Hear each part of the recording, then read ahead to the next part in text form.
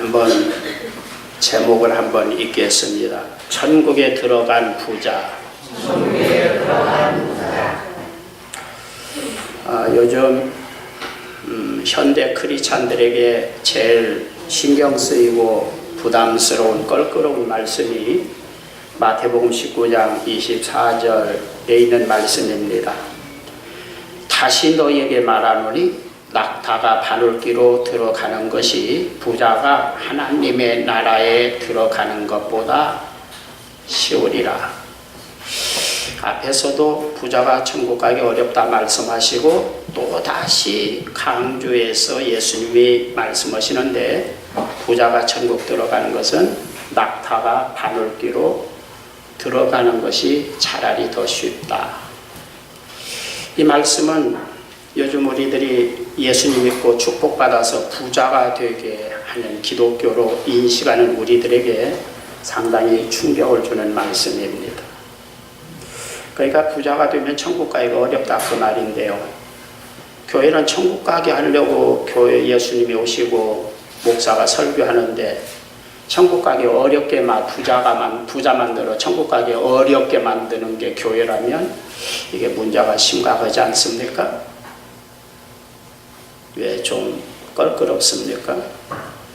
그 말씀에 해답이 되는 좋은 말씀을 드리려고 합니다. 그 말씀 끝에 베드로가 그러면 누가 천국에 들어갈 수 있겠습니까? 그랬더니 사람은 못하지만 하나님은 하실 수 있다. 그러니까 특별히 큰 은혜 받아야 부자들은 천국 간다 그런 말입니다. 오늘 그 중에서 오늘 내용에 권력도 있고 돈도 상당히 많았을 것으로 짐작되는 이 백부장이 천국에 가고 또 하늘나라를 떠받치는 초대교회의 아주 중한 일꾼이 되었다. 그런 내용이죠.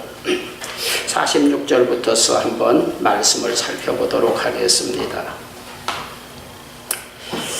46절에 보면 신분이 왕의 신하라고 하는 사람이 자기 아들이 다 죽게 되어가지고 예수님 앞에 나와서 예수님께 고침받아서 온 가족이 다 예수님을 믿었다. 그런 내용인데요. 46절에 보면 왕의 신하라고 했습니다. 이 우리 번역에는 그냥 왕의 신하, 그러니까 어떤 위치에 있는지를 잘 알 수 없지만 바실리코스, 이 헬라어에서 바실리코스는 왕을 뒤를 잇는 황태자를 지칭할 때 보통 씁니다. 그 다음에 또 황태자가 아니라면 왕권을 수호하는 대장군, 고려시대에는 용호대장군, 조선조에서는 어영대장, 요즘으로 말하면 대통령, 경호실장, 뭐 이런 정도의 권세를 가진 사람입니다. 그런데 이 왕이 어떤 사람이냐? 왕이 아주 청렴결백하고 아주 백성을 사랑하고 그런 왕이라면 경호실장의 끝발이 별로 없습니다. 왕이 막 백성을 너무 사랑하고 아주 청렴결백하고 아주 그러면 경호실장이랴 그냥 어떤 끝발 행세 제대로 못해요. 그런데 이때 이 왕은 예수님 시대에 그때의 세례 요한이 활동하고 예수님이 활동하시던 사도들이 활동하던 그 시대의 왕은 헤롯 왕이었어요.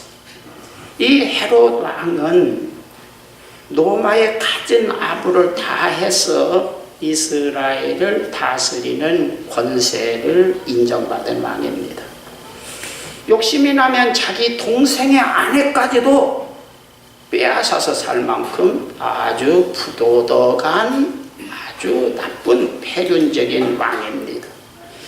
친조카이면서, 그러니까 형의 딸이니까 친조카인데 그 아내를 데리고 뺏어다 사니까 어떻게 보면 양딸이기도 하고 친조카이기도 한 그 딸을, 헤로디아를 술자리에 내보내서 춤추게 하고 그런 아주 향락적이고 아주 우리가 생각할 때 상식 이하의 인간입니다. 그 다음에 그 헤로디아 그 아이가 춤을 너무나 잘 추니까 아주 춤추는데 감동받아가지고 나라의 절반이라도 줄 거니까 무엇이든지 요구해라. 그런 만큼 국가감이나 어떤 이 도덕감이나 어떤 이런 것에 정말로 균형이 없는 그런 인간입니다. 그 다음에 술자리에서 춤 잘 춘 그 여자가 세례 요한의 머리를 머리를 잘라서 소반에 담아달라고 그러니까 재판 과정도 없이 사람 그 의인을 목을 잘라서 그 여자의 춤값으로 줄 만큼 아주 지 멋대로 정치를 하는 사람이에요.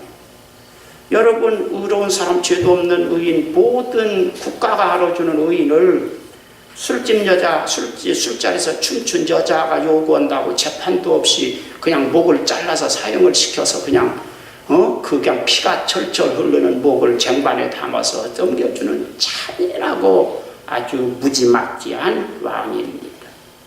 사도행전 12장에서는 사도 야고보를 목베어 죽이고 그 다음에 뒤어서 사람들이 좋아하니까 베드로도 감옥에 가두었던 아주 핍박적인 나쁜 그런 왕입니다.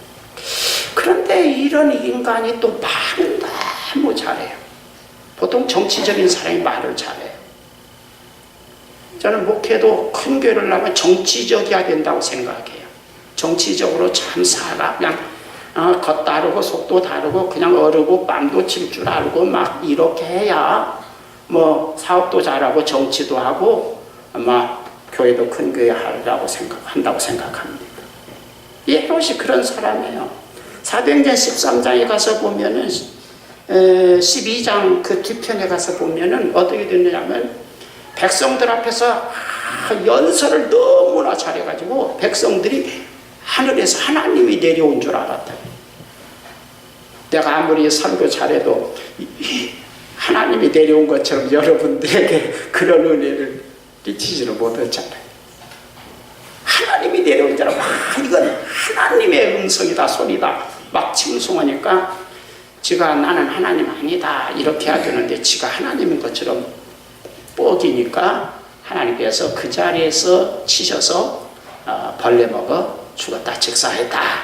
이런 바로 그 주인공이 헤롯이고 그의 경호실장 지금 이 백부장 왕의 바실리코스입니다. 그러니까 이런 부도덕한 향락적이고 공의감도 없고 법을 지켜가는데 의인이든 뭐든지 기분 좋으면 술자리에서 춤춘 여자의 그 소원이라고 그냥 의로운 사람도 목을 그냥 현장에서 잘라서 막 이렇게 아주 무지막지하고 잔인한 이런 왕의 경호실장이면 사업을 하는 사람이든지 좀 출세하고 성공하려고 하는 사람들이든지 이런 사람들이 누구에게 줄을 대려고 하겠어요? 좀 줄을 잘 서야 되는데 그래서 아마 생각할 때는 성경에는 뭐 그런 기록이 없지만은 많은 사람들이 이 경호실장에게 이 헤롯 왕에게 좀 줄을 대려고 그냥 아주 술도 사주고 밥도 사주고 뇌물도 주고 막 그냥 돈보따리도 가지고 와서 막 바치고 그러지 않았을까? 거의 눈에 보지 않았지만 거의 99%는 그랬으리라고 생각합니다. 우리나라 역사로 보면 연산군과 같은 아주 고약한 아주 뭐 이런 왕이다 그 말이죠. 그러면 그 신하들이 그냥 아부하고 뭐 어쨌든 여자를 바치고 돈을 바치고 어쨌든 많은 사람들이 줄을 대기 위해서 이 경호실장에게 아주 막 그랬을 것 같은데 이 경호실장이 헤롯의 경호는 잘했을런지 모르지만 자기 아들의 건강에 경호는 잘하지 못했어요. 그래서 자기 아들이 오늘 성경에 보니까 병들어서 거의 죽게 되었다 이렇게 말씀했습니다. 여러분 꼭 알 것은 죽음이라고 하는 것은, 죽을 병이라고 하는 것은 권력이 있든지 없든지 뭐 왕이든지 대단한 총칼을 가지고 있는 뭐 경호실장이든지 군인이든지 대장군이든지 누구에게도 예고도 없이 찾아와서 갑자기 죽을 수도 있고 갑자기 죽을 병이 들어서 그냥 이렇게 될 수도 있다, 그런 말이죠. 죽을 병은 권력자의 안방에도 거침없이 들어갑니다. 노크도 없이 무차별 습격을 합니다. 부자의 안방에도 그냥 거침없이 들어가서 그 부자의 숨통을 끊어놓습니다. 얼마 전에, 몇 년 전에 김정일이도 죽었다고 하잖아요. 김정일이 죽은 다음에 그 아들이 북한에 지금 뭐가 되었는데, 그냥 장성택 같은 사람은 북한의 제2인자로 모든 막 국제사회에서 아주 대단한 그런 사람도 어느 날 그냥 갑자기 죽었다고 그러잖아요. 우리가 세상을 살 때 죽을 병이나 죽음은 우리 마음대로 예측하고 다스릴 수 없다. 그것을 우리가 알고 늘 준비하며 살아야 될 줄로 믿습니다. 나는 가끔가다 이 죽음에 대해서 이야기할 때 제 친구 이야기를 하죠. 제가 월남전에 있을 때에 명금식이라고는 아주 같은 군번 동기인 그 병장이 있었는데, 이 사람은 정말로 근육질질 사람이에요. 만능 스포츠맨입니다. 맹호사단, 백마부대, 뭐 이런 부대, 그 청룡부대, 뭐 이 연합 1년에 한 번씩 그 체육대에 있으면은 이는 맹호사단 대표 선수로 뭐 여러 종목에서 출전해서 아주 두각을 나타내는 아주 건강한 사람. 월남에서는 제대 말년되면 귀국 한 몇 개월 전에는 작전에 출전하지 않습니다. 자대에서 자대 보초 쓰고 여기서 좀 쉬었다가 전쟁터에 혹시 죽을는지 모르니까 좀 쉬면서 귀국 준비를 하도록 시킵니다. 그런데 한번 작전에 가서 작전 한 1, 2개월 이렇게 작전을 하거든요. 갔다 오니까 이 사람이 말라리아 걸려서 그 맹호 사단 그 병원에 후송 갔다는 거예요. 그런데 조금 있다가 죽었습니다. 귀국 바로 1, 2개월 앞도 그냥 죽은 거예요. 허망하게. 그렇게 막 운동선수이고, 아침에는 기상나팔 불기 전에 이 사람은 일어나서 그 연병장 트랙을 한 2서너 바퀴 돌고 그냥 온갖 막 체조를 하고 막 아주 그런 사람입니다. 그런데 그렇게 험하게, 말라리아는 아주 약질이나 걸리는 거지 그렇게 건강한 사람은 걸리는 거 아니거든요. 저는 운동을 별로 뭐 잘하는 운동도 없고 운동을 좋아하는 사람도 아닌데 말라리아 안 걸렸잖아요. 그렇게 죽은 거예요. 엊그제 내 친구 중에 이제 저 양평에서 목회하는 친구가 있는데 그 사람 보면 우리 명금식 그 사람 생각납니다. 지금도 70이 다 되었는데 나하고 뭐 친구니까. 근데 아침에 새벽 예배 마치고는 9시까지 축구하고 막 하고 들어온다 이겁니다. 요즘 어떻게 지내냐, 전화 와서 어떻게 지내냐고 했더니, 아니 나야 그러자 새벽 예배 마치고 뭐 9시까지 뭐 이제 젊은 목사들하고 뭐 동네 젊은 사람들하고 공차고 조금 전에 들어와서 지금 샤워하고 지금 아침 먹는 거야 뭐 그러더라고. 어때요? 오래 살 것 같죠? 우리가 생각할 때는 오래 살 것 같은데 통계적으로 보면 그렇지 않다는 거예요. 자기 자신들이 그렇게 생각한다 이거죠. 왜 여러분들이 나 운동 많이 하니까, 나 아직 젊으니까, 뭐 아직 풀파르니까, 장담하지 마시고 항상 준비하고 살기를 주의 이름으로 부탁합니다. 오늘 여기에서 이 왕의 이 경호를 책임진, 말하자면 당대 굉장한 이 신의 권력을 가진 이 헤로당의 경호대장이 자기 아들이 죽을 병이 들어가지고 허겁지겁 예수님께 왔다는 것입니다. 얼마나 멀리 왔나 봤더니 52절 정도 가서 보면 그 낫기 시작한 때를 물은즉 어제 7시에 열기가 떨어졌나이다 한 걸 보니까 적어도 하루길 이상 되는 먼 길을 왔다 이겁니다. 그렇죠? 거기 보니까 언제쯤 도련님이 나왔나? 어제. 그러니까 벌써 이 왕의 신하는 헤롯 왕의 경호대장은 적어도 하루길 이상을 예수님 찾아와가지고 그냥 온갖 병원에 다녀도 안 되고 별약을 먹어도 안 되니까 그냥 하루길 이상을 허겁지겁 막 그냥 와가지고 예수님께 내 아들이 지금 다 죽게 생겼으니까 좀 살려주십시오, 살려주십시오. 그렇게 애걸복걸 하고 있었다는 것입니다. 여러분, 어떤 사람은 하나님께서 모태신자로서 태어나자마자 예수님을 믿을 기회를 주셔서 예수님을 믿는 사람도 있어요. 그런데 그런 사람도 조심해야 돼요. 이게 오래 신앙생활을 하다 보면은 어떤 그냥 몸에 밴 습관적인 신앙이 되어가지고 구원하고는 상관없이 그냥 교회 다니는 것으로 도덕윤리적으로 그냥 만족하는 그런 신자가 되기 쉬워요. 모태신자들이. 뜨거운 것도 없고 열심도 없고 그냥 아이 다 그게 그거지 뭐 그냥 그렇게 믿는 거죠. 그런데 어떤 사람은요 나이가 많아가지고 예수님 믿는 경우가 있어요. 보통 우리가 구원받을 확률은 적어도 한 10살 전후에서 대다수 구원받고 하나님의 일꾼 될 확률이 높다고 해요.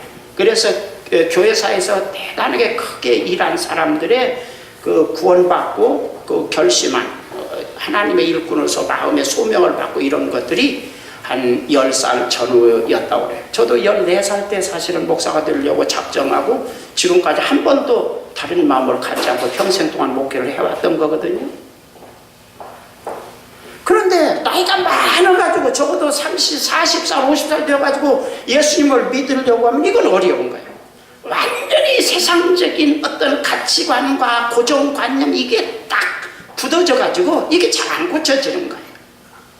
이런 사람을 하나님이 구원받게 하려고 어떻게 하냐면은 아주 그냥 죽을 병이 들게 한다든가 아주 그냥 사업이 그냥 왕창 깨져서 부도가 나서 그냥 도망다니고 그냥 그러다가 아이고 천부에 의지 없어서 손들고 옵니다. 주님이 나를 박대하시면 내가 어디 가겠습니까? 주님이라도 좀 어떻게 돌봐주십시오.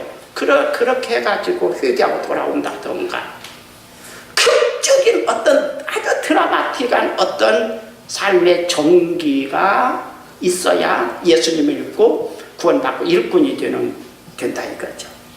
그런데 오늘 이 왕의 바실리코스인 이 경호대장 정도의 직위를 가진 이 사람은 자기 아들이 죽게 생기니까 만사 제끼고 적어도 하루 이틀 시간을 내가지고 지금 시골 갈릴리 지금 예수님까지 서울에서 중앙정부에서 예수님이 시골까지 내려와가지고 지금 내 아들 좀 살려주십시오. 애걸복걸을 지금 하고 있는 겁니다. 우리가 실패가 올 때, 죽을 병이 왔을 때 그것도 하나님이 나를 부르십니다. 거기에서 주의 음성을 듣기를 바랍니다. 그래서 회개도 하고 잘못된 신앙을 제대로 교정도 하고 또 하나님 앞에 바로 서서 새 출발하면 살려주시고 회복시켜주시는 은혜가 있을 줄로 믿습니다. 그런데 여기에서 또 배울 것은 뭐냐면 이 헤롯의 이 바실리코스 이 경호실장이 적어도 중앙정부에서 보통 헤롯 왕을 경호하고 다니느라고 아주 여기에서 권력 있고 돈 있고 대단히 끝발 있는 사람 주변에서만 살다가 어떻게 자기 아들이 죽을 병 들었을 때 이 시골에까지 예수님을 찾아왔을까요? 평소에 누군가의 전도를 들었겠지요. 평소에 건강할 때는 기록도 들었어요. 그런데 인생의 위기, 죽을 고비를 당하니까 극적 극단적인 어려움에 처하니까 그냥 소문으로만 들었던 누구인가 그냥 지나가는 말로 전도하는 말을 들었던 그 전도하는 말이 생각나서 찾아왔다 그 말입니다. 그러니까 우리가 전도라고 하는 것은 지금 당장 효과가 없더라도 남편이든지 뭐 아들 딸이든지 친구든지 간에 지금 당장 뭐 콧방귀로 낀다고 할지라도 그러나 어느 시점에 가서 그가 죽을 편이 든다던가 그냥 사업이 왕창 망한다던가 막 극적인 어려움 당하면 어이구 이거 뭐 병원에 가도 안 되고 수단 방법을 아무리 해도 안 되고 이거 예수님 앞에 찾아가야 되나 그래서 지발로 오라고 하지 않아도 지발로 시골까지 예수님을 찾아와서 아이고 예수님 앞에 고개를 조아리면서 나 좀 살려주십시오. 그렇게 해서 예수님을 믿게 되는 일이 있을 수 있다는 말이죠. 그러니까 지금 우리가 부모든지 형제든지 남편이든지 전도할 때에 그가 콧방귀를 뀌고 그냥 잘 귀결에 듣지 않는다 할지라도 때를 얻든지 못 얻든지 계속해서 원복음을 전할 수 있기를 주의 이름으로 축원합니다. 그러므로 하나님께서 택한 사람은 그로 하여금 어떤 극적인 죽을 고비나 정말 인간의 자기 힘으로는 울어도 안 되고 참아도 안 되고 몸부림쳐도 안 되는 어떤 그런 순간을 일부러 하나님이 주셔서라도 그로 하여금 예수님을 찾아와서 믿고 영접하도록 하실 수 있다는 겁니다. 그때를 기다리면서 여러분들이 때를 얻든지 못 얻든지 계속해서 끊임없이 전도하시기를 바랍니다. 그 다음에 오늘 48절 49절에 보면 지금 이 왕의 신하 대단한 권력을 가진 이 사람이 예수님 앞에 저 서울에서 시골까지 내려와 가지고 예수님 앞에 이렇게 이야기하면 시골 촌양반인 핫바지 입고 다니는 이 시골 촌양반 총각이죠. 30살 먹도록 결혼도 하지 않은 이 떡거머리 총각이 아이고 어르신네 오셨습니까? 그리고 어서 갑시다 그래야 되는데 예수님이 말이에요. 예수께서 가라사대 너희는 표적과 기사를 보지 못하면 도무지 믿지 아니하리라. 그러니까 49절에 신하가 가로되 주여 내 아이가 죽기 전에 내려오소서.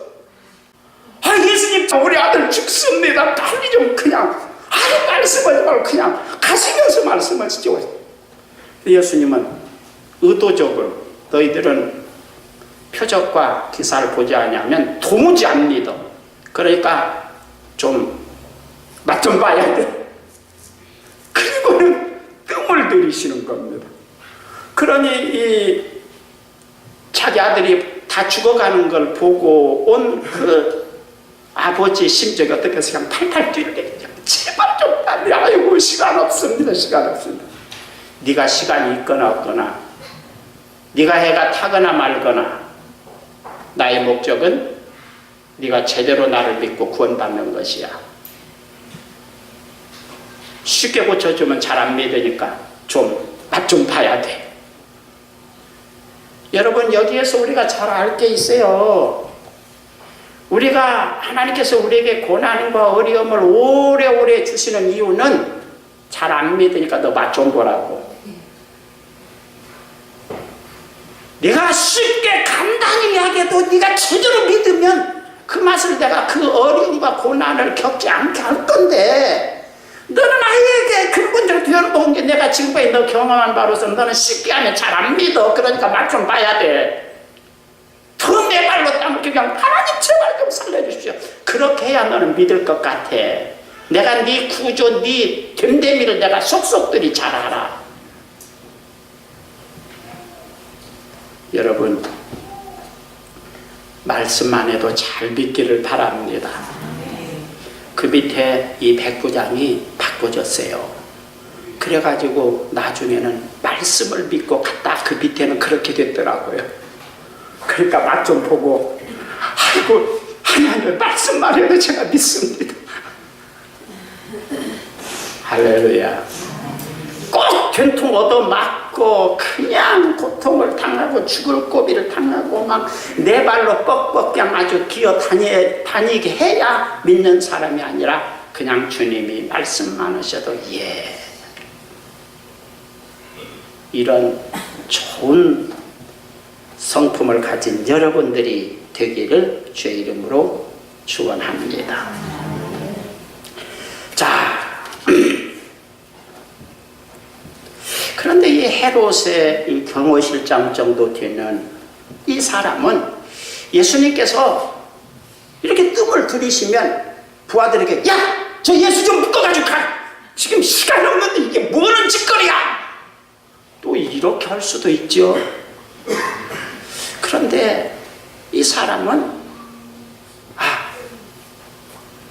그리고는 예수님께서 선처를 베푸실 때까지 마음이 아무리 조급하고 급하더라도 기다렸다는 것입니다.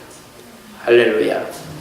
여러분, 주님께서 우리에게 기다리라고 하는 신호를 보내실 때 나는 급해 죽겠는데 예수님은 하나도 안 급한 것 같아. 이게 문제거든요. 근데 내가 아무리 급해도 예수님이 뭐 어떻게 안 오시면 별 수 없잖아요. 기다리기를 바랍니다. 기도하면서, 기다리면서 자기 자신을 돌보기도 하고 돌아보기도 하고 기도도 하고 또 생각도 하면서 자기 정돈도 하면서 기다릴 때 충분히 기다릴 수 있는 인내가 있는 여러분들이 되기를 주의 이름으로 축원합니다. 자, 그 다음에 50절에 이제 예수님께서 아마 이 왕의 신하를 대강 이렇게 살펴보시니까 이제 되었다 그렇게 여기셨나 봐요. 그냥 50절에서는 더 뜸을 들이시지 않고 죽기 전에 내려오셔서 그 말씀하자 이제 됐다 여기셨나 봐요. 가라! 네 아들이 살아났다. 병이 고침받았다. 할렐루야. 이렇게 말씀했더니 그가 50절에 보니까 뭘 믿고 갔어요? 말씀을 믿고 갔다. 신앙이 많이 성숙됐죠? 네? 많이 성숙됐어요? 안 됐어요? 많이 성숙됐어요. 기독교는 말씀을 믿는 종교입니다. 믿습니까? 말씀에 맞춰서 믿는 신앙을 가져야 됩니다. 내 열심으로 내가 그냥 열심히 나서 그냥 뭐 예수님을 열심히만 믿으면 되지만 열심히 예배드리고 열심히 기도하고 열심히 충성하면 되지. 아니야. 차라리 천천히 열심 없이라도 말씀대로 믿는 게 더 잘 믿는 겁니다. 믿기를 바랍니다. 기독교는 무당의 종교가 아닙니다. 무당이라는 것은 열심히 하면 돼요. 무조건 그냥 싹싹 계속해서 정성을 들이고 그러면 되지만 기독교는 그게 아니에요.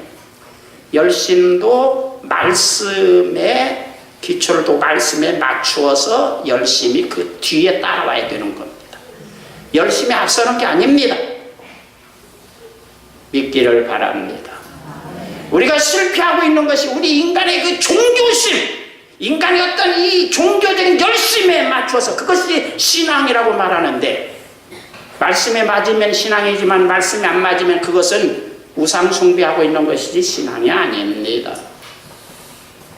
그것도 여러분들이 배우기를 바랍니다.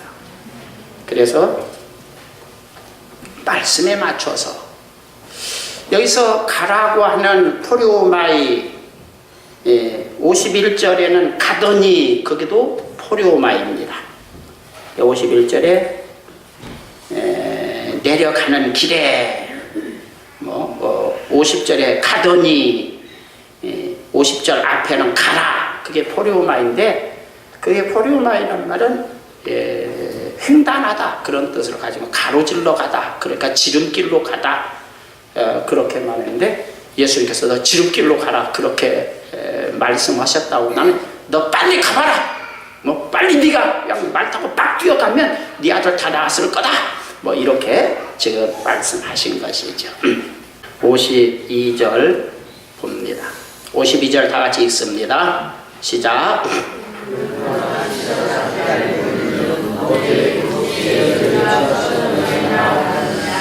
자, 내려가는데 그 집에서 낳자마자 종을 보내서, 야, 그 어르신께서 지금 그 예수님 만나러 갔는데 괜히 헛수고 계속해서 예수님한테 다 나았는데 사정사정하고 있으면 안 되니까 이제 도련님 나았다고 빨리 가서 전달해드려라.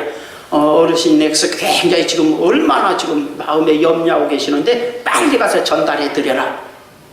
막 그러니까 막 지금 그 종이 도련님 나았다고 연락하려고 알려드리려고 지금 오고 있는 거 아니겠어요? 그런데 지금 이 왕의 신하는 지금 예수님을 가라고 해서 가다가 중간에서 만나세요. 만나자마자 뭘 물어보는 거예요? 언제 나왔냐? 물어보는 거예요. 그랬더니 어제 몇 시? 7시. 그러니까 딱 거기서 어제 7시 딱 계산해 보니까 예수님이 가라! 네 아들 낳았다! 그 시간인 것을 확인하고 집에 와서 온 가족이 예수님이 고쳐주셨다. 그리고 예수님을 믿었다. 할렐루야. 이게 예수님이 두 번째 행하신 표적이다. 이렇게 말씀했습니다. 여기서 우리가 알 것은 아주 이 중요한 하나님의 역사는 길거리에 서서라도 확인해야 된다 이겁니다. 지금 보통 사람 같으면 오자마자 도련님 나왔습니다. 그럼 야 그냥 빨리 가자. 야 도련님 나왔어. 내가 봐야지. 그럴 건데 딱 서가지고 야 몇 시에 나왔냐? 좀 부자연스럽죠. 우리가 생각할 때는 아니 지금 그냥 다 죽게 생긴 아들 나왔으니까 나왔어. 그리고 막 가서 아니 우리 아들 살았네 뭐 껴안고 막 그래야 되는데 하지도 않고 결국은 야 몇 시에 나왔냐? 그리고는 머릿속에 생각해서 어제 예수님 말씀하신 바로 그 시간에 나왔구나. 그리고는 그때서 막 갔다 이거지. 여러분 우리가 신앙생활할 때 기도하고도 기도응답도 어떤 때는 확인해야 되고요. 하나님이 정말로 나를 축복하셨나? 우리가 11조를 드린다든가 주일 성수를 하는 자들에게 선교하는 자들에게 하나님이 물질의 축복을 축복하신다. 어떤 약속을 믿고 여러분이 했다면 확인도 하시기를 바랍니다. 믿습니까? 그래서 우리 믿음이 확실한 아주 견고한 믿음이 되도록 그래서 나도 확실히 믿을 뿐 아니라 다른 사람에게 전도할 만큼 내가 확실히 믿어야 다른 사람에게 전도도 올 거 아니겠어요? 내가 안 믿는 걸 어떻게 전도하겠어요? 그러니까 내가 확실히 믿고 내가 확실히 믿기 위해서 그리고 전도하기 위해서 확인할 필요가 있죠. 의심하기 위해서 확인하는 것이 아니라 더 확실히 믿기 위해서 논리적으로 합리적인 누구에게 설명을 할 수 있도록 나 자신을 납득시킬 수 있을 만큼 확인하기를 바랍니다. 중요한 것은 확인해야 돼요. 여러분 길 가다가 돈 받을 사람에게 1000만원짜리 수표 받았으면 아주 믿는 친구니까 하고 그냥 쓱 넣는 게 아니고 믿는 친구들에게 받은 수표도 확인하기 바랍니다. 목사가 할 말이 아니라고 생각합니까? 아니요. 정말로 확인해야 돼요. 뒤돌아서서 집에 와서 보니까 100만원짜리면 어떻게 합니까? 가서 야, 너 1000만원짜리 줬는데 이거 정말 걱정이잖아요. 그 다음에 여러분 뭐 집문서 뭐 계약서 이거 수천만원짜리 계약서 땅문서 이거 여러분 아무리 바빠도 확인하기 바랍니다. 확인해야 돼요. 중요한 건 뒤에 나중에 뭐 이런저런 믿는다고 이렇게 하다가 나중에 우리가 송사 재판 이런 일들이 대다수 형제간이나 부모간이나 이런 친한 친구간에 이런 문제들이 왜 생기냐면 확인하지 않기 때문이에요. 구체적으로 확인하고 친구 사이기 때문에 더 따져야 되니까 이런 것들은 형제간이기 때문에 더 확인해야 되는 거예요. 요즘 대다수의 송사가 확인할 것을 제대로 확인하지 않았기 때문에 여러분들이 그런 일을 당하는 거예요. 오늘 신앙생활도 우리가 길거리에서라도 하나님의 은혜는 확인하기 바랍니다.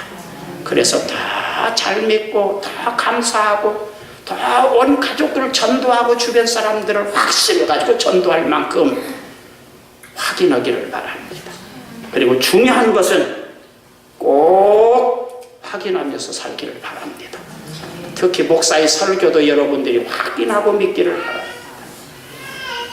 목사가 많은데요, 옛날 구약 성경에서부터 거짓 선지자가 참 선지자보다 더 많았다는 것을 여러분 기억해 주시기 바라요. 옛날 구약 시대의 왕실의 대단한 선지자들은 대다수가 거짓 선지자였다는 거예요. 확인하지 않으면 여러분들이 죽는 겁니다. 목사의 설교도 그 목사를 헐뜯기 위해서가 아니라, 의심해서가 아니라, 목사도 사람이니까 불완전하니까 여러분이 성경을 조목조목이 복음에 제대로 맞는가 해석하고, 뻥친 것이 아닌가 해석하고, 확인하고 제대로 믿기를 주의 이름으로 축원합니다. 큰 교회 목사다, 훌륭한 목사다, 그거 이제 믿을 만한 시대가 아닙니다. 확인하고 믿는 여러분들이 되기를 주의 이름으로 축원합니다. 자, 거의 47절에 거의 죽게 되었다, 그 말씀도 좀 확인할 필요가 있어요. 이 거의 죽게 되었다, 이 말은 아포드레스코라고 하는 헬라어를 썼는데요, 아포란 말은 분리되었다, 원통치에서 분리되었다, 떨어져 나갔다, 절단내다, 그런 뜻입니다. 보통 이단들도 아포란 말을 쓰는 것이고, 우리가 구원받은 성도들도 세상으로부터 떨어졌다, 그런 면에서 아포란 단어를 가끔 씁니다. 그 다음에 거기다 드레스코를 붙여넣었는데, 드레스코는 죽다, 사망하다는 겁니다. 그러니까 아포, 원 생명에서 떨어졌다, 그것도 죽은 것이고, 드레스코도 죽었다는 것이니까 죽고 죽다, 그런 말이니까 확실히 죽었다, 그런 뜻 아니에요 지금? 그런데 관용어법으로 한 99%는 죽었다. 그러니까 보통 의사가 하고 마지막 숨을 넘기기 직전에 가래가 꽉 차가지고 그런 정도의 순간을 맞이하고 있을 때 아포드레스코, 이 단어를 쓰는데, 지금 왕의 신하는 자기 아들이 지금 숨이 넘어가려고 하니까 아무리 병원에 다니고 별스럽게 다 했지만 안 되니까 누구에게 찾아가는 거예요? 그냥 뭐 지금이라도 예수님께 찾아간다고 지금 하루길도 더 되는 길을 예수님을 지금 찾아갔다, 그런 이야기죠.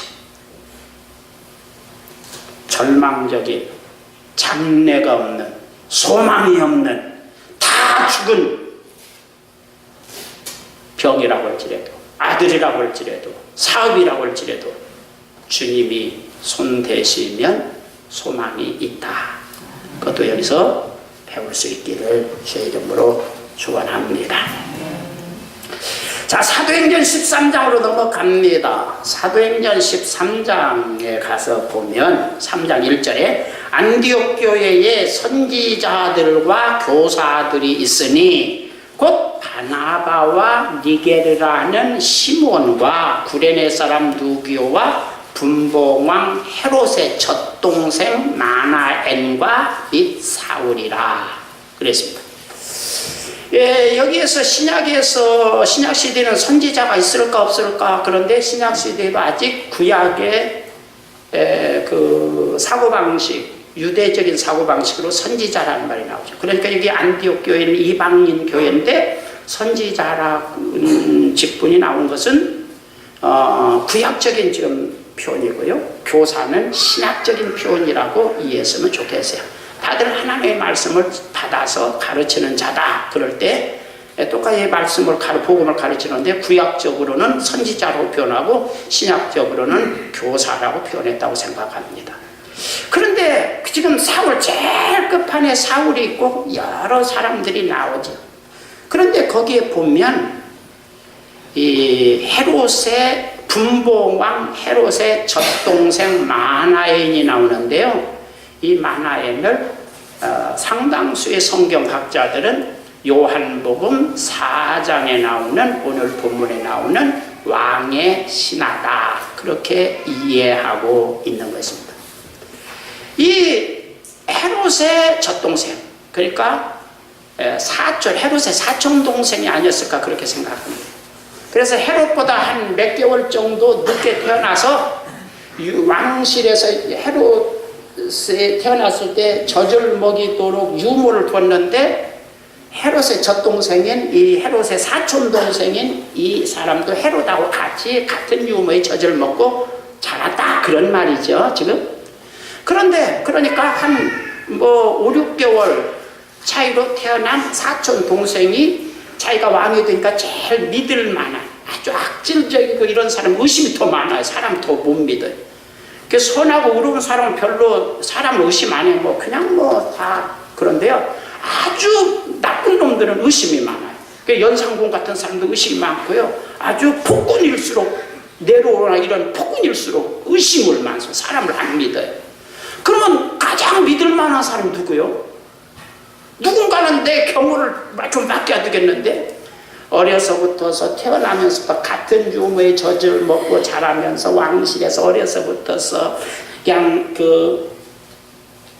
무슨 친구라, 꾀북장구 친구라고 그래요? 뭐라고 그래요? 아주 어려서부터서 계속해서 그냥 골목에서도 같이 놀고 딱지치기도 하고 무술치기도 하면서 자라서 나는 왕이 되고, 또 믿을 만한 누구를 보니까 이 사촌 동생인 자기 그렇게 친한 그 마나엔에게 내 경호실장을 뒤에 너뿐이 믿을 놈 없다, 네가 좀 놔줘, 이렇게 해서 경호실장이 되었을 것이라고 성경을 해석하는 분들은 상당수 그렇게 이해합니다. 그런데 지금 요한복음에서 예수님을 온 가족이 믿고 지금 헤롯의 경호실장을 계속해서 한 2, 3년 동안은 했을 것이라고 생각해요. 2, 3년 동안 헤롯의 경호실장을 하는데 지금 12장에서 사도 야고보를 목베어 죽이고, 그 다음에 베드로를 감옥에 가두고, 그 다음에는 막 말을 잘해서 백성들 앞에 가서 막 연설을 하는데 백성들이 그냥 하늘에서 하나님이 내려왔다고 막 칭송하는데, 요놈이 지가 하나님인 것처럼 나는 하나님 아니다 그래야 되는데, 그래서 하나님께서 직석에서 때려 죽였다. 그런데 참 성경은요, 21절부터 23절에 주의 사자가 고치니 벌레에 먹혀 죽으니라 그랬는데, 이 벌레에 먹혀 죽었다, 거기에가 스콜렉스 비브리스코입니다. 요즘 여름 한참 때 회 먹으면 무슨 균에 걸려서 폐혈증 생겨서 죽을 수 있다고 그래요? 유재석 안수집사님, 비브리균, 여기에 그 원조 비브리균이나 그 비브리균에 죽은 사람이 헤롯 왕이에요. 이 비브리균은 여름에 그 조개 폐류 그걸 안 익히고 먹으면 먹은 지 몇 시간 만에 막 폐혈증으로 죽는다고 그러죠? 그런 이야기 들어봤어요? 그런데 그 원조가 헤롯이라니까요. 그래서 여기에서 스콜렉스는 그냥 벌레, 눈에 보이지 않는 벌레 그런 뜻이고, 비브리오스코는 요즘 말은 비브리오균입니다. 눈에 보이지 않는 비브리오균에 그냥 죽었다 하나님이 치시니까. 그러니까 생물학적으로 표현할 때는 비브리오균의 폐혈증으로 죽었는데, 영적으로 말하니까 하나님이 쳐서 죽었다 그런 이야기지 않겠어요 지금? 이 헤롯이 죽은 다음에 약 요한복음 4장에서부터 시간적으로 한 3, 4년 정도 시간이 걸린 것으로 생각해요. 예수님을 온 가족으로 믿긴 하지만 왕의 그 경호대장으로서 한 3, 4년 동안 활동하다가 헤롯이 죽은 다음에 또다시 이건 안 되겠구나. 그리고 회개하고 다 청산하고 예루살렘 그 서울 그쪽에서는 안 되니까 안디옥으로 도망온 거예요. 도망와서 안디옥 교회에서 전적으로 하나님을 믿는 사람이 되어서 사울과 더불어서 하나님의 복음을 가르치고 전하는, 그리고 이 바울의 선교를 뒷수발하고 돕는 그런 일꾼이 되었다. 이렇게 이 성경을 해석할 수 있죠. 오늘 제목이 부자도 천국 갈 수 있다. 할렐루야죠. 자, 출세하고 성공해도 오늘 이 왕의 경호 대장인 이 사람을 보니까 하나님의 일꾼도 되고 하늘나라도 갈 수 있다. 여러분들이 오늘 여기에 있는 이 왕의 신하처럼 확인하고 믿고 뭔가 예수님의 표적을, 작은 표적이라도 보여주시면 기도응답을 해주시고 병을 고쳐주시고 뭐 이런 표적을 우리에게 보여주시면 그것을 통해서 더 확실히 믿고 주변 사람을 온 가족 먼저 전도하고 그 다음에 좀 시간이 지나더라도 결정적인 순간에 복음을 위해서 크게 쓰임도 받는 그런 여러분들이 되기를 주의 이름으로 축원합니다.